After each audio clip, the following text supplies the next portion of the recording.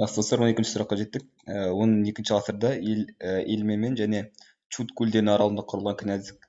Мына жерде орналасқан бесеуі де, яғни кінәшісі, яғни кінәздік Ресей жерінде, қазіргі Ресей жерінде орналасқан.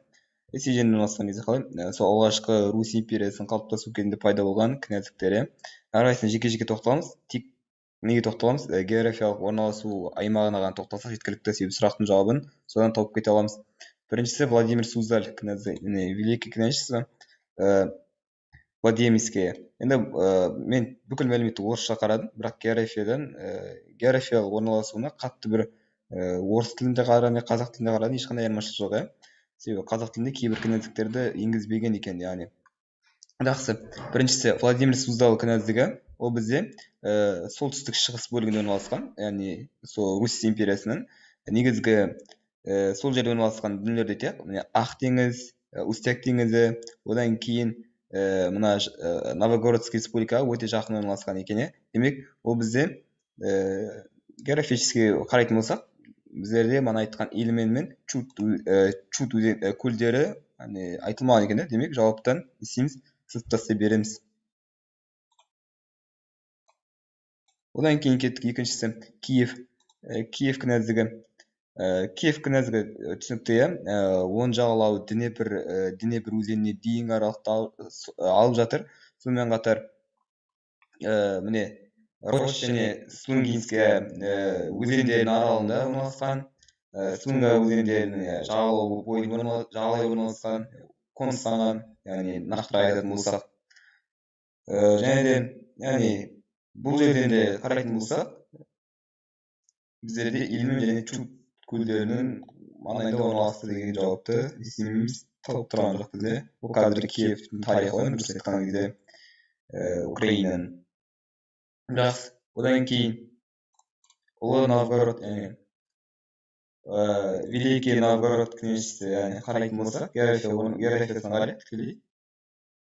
Физическая характеристика. Міне айтын болсаңыздар, міне Ильмен көлінен 6 километр жерде орналасқан екен.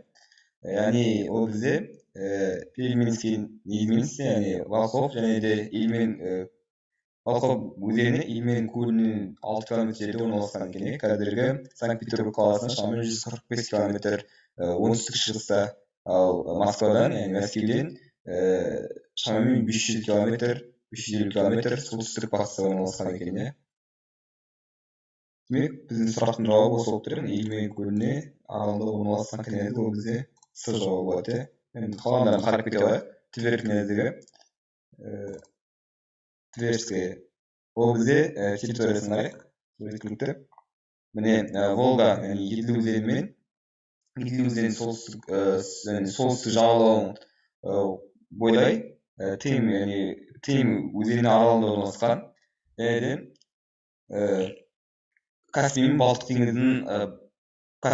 теңізін жалғастырушы, орталығында орналасқан екен. Соңғы жауап бізде Галич Волынь, яғни Галицкий Волынский кінәшісі. География орналасу аймағын қарайық. Қарайтын болсаңыздар, міне Днестр өзенінің солтүстік жағалауында орналасқан, Сан западный, яғни батыс Буг өзенінің бойында орналасқан екен, яғни сол аралықта орналасқан екен. Одан бөлек тағы не айта аламыз? Яғни Яселка, Вислок, Сан, яғни Польшамен арасының шекаралас екен, қарайтын болсақ. Жалпы осы негізгі мәліметтері. Олардың бәрі Русь тарихын өткен кезде қарастырылып, бірақ біздер Қазақстанда, дүние тарихын өткен кезде бұл туралы мәліметтер өте аз. Солай кішкене болса да бір мәліметтің жетіспеушілігі аралығында ғана қалып қойған ғой. Енді 12-ші ғасырда Ильмен мен Чуд көлдерінің аралығында құрылған кінәздік, ол бізде Новгород кінәздігі болып есептеледі. Енді тағы да өздеріңіз үшін мәлімет толықтырып қарастырасыздар. Себебі енді ұбт-да көп келмегенмен өздеріңіз үшін арнайы білім болсын деген мақсатта.